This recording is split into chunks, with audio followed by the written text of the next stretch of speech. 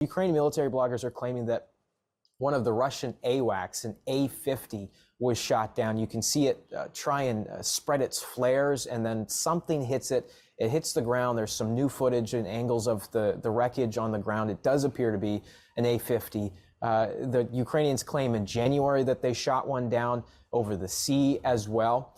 That is a real strategic gain, because if you enter into the battle space, these F-16s, and you can create a sizable Air Force now out of these really capable fighter jets, those AWACS are, on the Russian side, what would have the radar in the sky to be able to detect them and provide cover for the Russian jets. So there's a small batch handful. The Russians have between 8 and 10 of those A50s that they can deploy. So they'd still have a considerable amount of support there, but it'll be interesting to see what happens in the spring and the summer with these Air Force jets. Maybe there's another window. Now, on the second anniversary of Russia's full-scale invasion of Ukraine, the Prime Minister, Rishi Sunak, has pledged almost £250 million to help the country restock its supply of artillery shells, saying the UK is prepared to do whatever it takes. The Foreign Secretary, Lord Cameron, has told the UN President Putin's behaviour is comparable to the Nazis. Well, let's speak to our reporter, Zach Anders, who is in Kharkiv this morning. Morning, Zach. Good morning. Now, I know that you've recently arrived. We've spoken to you so much in recent months with your coverage of the conflict in Gaza, but you've just gone out to Ukraine. I know you've been there before. What are your impressions in the last few days since you've arrived? Yeah, I've spent about 2 months here in the last year, and I was here for last year's anniversary at the 1-year mark. And at that time, it really wasn't, you couldn't get a sense of how long this was going to last, because it already dragged on for a year, had beaten all the prognosticators on the Russian side, idea that they would be taking Kyiv in 3 days, and the Ukrainians held out. The front line solidified in the east, and it really did feel like, okay, this could be a long haul, and it has become that. What I've noticed since I was here in August during the failed counteroffensive, what I've noticed has changed as I'm walking around Kyiv and now Kharkiv. There's a lot of injured men. There's a lot of men that are walking around without a leg. You can sense that the casualties are incredibly high.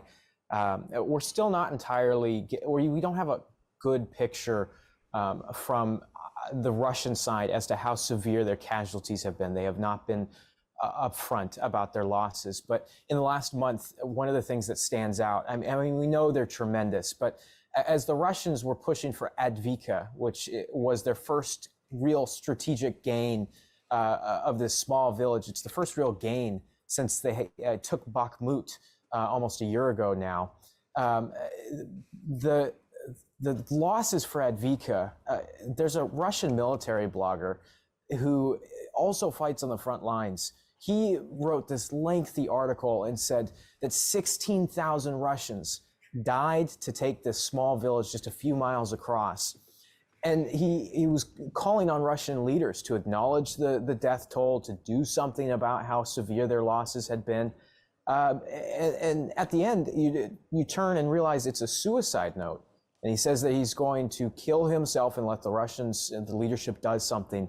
And he's now reported as dead. The Russian officials demanded that he take the post down. The post did go down, and now through Russian media channels, he's been reported dead. Gosh, I mean, it just shows you a snapshot of the realities that people are living through. And tell us a little bit about the people you've met, the experiences they've shared. Well, it's so challenging for the civilian life here, now entering the 3rd year of conflict. Last winter, there was rolling blackouts with the electrical grid as it was being targeted. This winter, it's been a little bit better. There's some stabilization to everyday life. You can still go to the grocery store. You are still going out to eat at restaurants and bars. But the losses are cutting so deep into the fabric of society here. I spent August with a Ukrainian crew, and I was the only American in this video team as we were going around documenting some of the front lines. And I got rather close with them. They're same age as me. They're in their late 20s. And I saw Dima, one of the videographers, yesterday. And how are you? How are things? And he said, what are you doing next week? And I said, well, I plan to be here. It's like, would you come to my friend's funeral? He died on the front lines. They have not been able to identify his body. They know his unit is dead. They're waiting for the results of a DNA test. And that's why they're waiting for the funeral.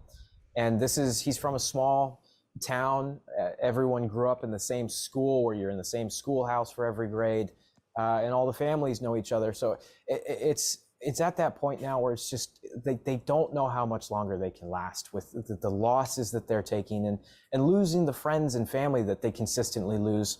One of the main points that Zelensky at the very beginning pushed for was not to force this youngest generation onto the front lines, to try and stop that last wave of mobilization so that there would be a generation that could rebuild the country.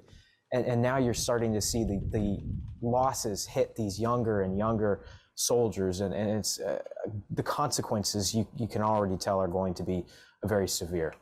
Gosh, so that presumably is impacting the morale of the people you speak to. Absolutely. They want to continue to fight, though, and they know that the summer counteroffensive failed. They're very open and transparent about that, but they still feel like because the Russian losses are so severe and so great, there has to be a point within the Russian society where it just becomes unacceptable to have a death toll that could be in the hundreds of thousands. We just don't know for sure. They're hoping that there's going to be a straw that breaks the camel's back. Either Putin somehow loses power, although that seems incredibly unlikely, that the Russian people's appetite for this war falters, but it's now 2 years and the support seems to be there. And in fact, I've been surprised as I've traveled throughout the world, and I've met many Russians who can travel, to a lot of places with impunity. And you'll ask them about this conflict, and they don't seem to disagree with the aims and the cause that they're out here for. So I don't know what will be the straw that breaks the camel's back here, but the Ukrainian people hope that there has to be a moment, there has to be something that gives, because these front lines have been locked now in many places for 2 years. And it's the World War I style trenches where men are coming up over the lines and dozens are dying for an advancement of a few hundred yards. It's incredible how severe the losses have been. So when you bear that in mind, I just wonder what victory looks like for Ukrainians. Are they still saying it has to be pre-2014 lines? Because you just wonder how realistic that can be. They hope it can be. They hope that there's going to be a window of opportunity with some of the equipment that comes in, that perhaps they're starting to rumble now about another offensive, that if they can hold out through the winter and the spring, that as the summer thaws things out, they might be able to have another window, another go at things. The Russians have done a really good job of resupplying themselves. They're pulling in artillery and ammunition from North Korea, from ballistic missiles from Iran. So that's a new threat that they're facing. The Russians just pound these positions with artillery and far outnumber the Ukrainians' ability to respond with some of the American-made pieces of artillery that have been provided. If these F-16s can be supplied and be ready for another counteroffensive in the summer, that could be a unique window. Last night there was on Ukrainian military bloggers, there's some footage that I believe, as I've seen some of the different angles, I believe that something big was shot down. The Ukrainian military bloggers are claiming that one of the Russian AWACS, an A50, was shot down. You can see it try and spread its flares, and then something hits it. It hits the ground. There's some new footage and angles of the wreckage on the ground. It does appear to be an A50. The Ukrainians claim in January that they shot one down over the sea as well. That is a real strategic gain, because if you enter into the battle space, these F-16s, and you can create a sizable Air Force now out of these really capable fighter jets. Those AWACS are, on the Russian side, what would have the radar in the sky to be able to detect them and provide cover for the Russian jets. So there's a small batch handful, the Russians have between 8 and 10 of those A50s that they can deploy. So they'd still have a considerable amount of support there, but it'll be interesting to see what happens in the spring and the summer with these Air Force jets. Maybe there's another window. Zach, it's always good to speak to you. Thank you so much for talking to us. That is reporter Zach Anders, who's speaking to us live from Kharkiv.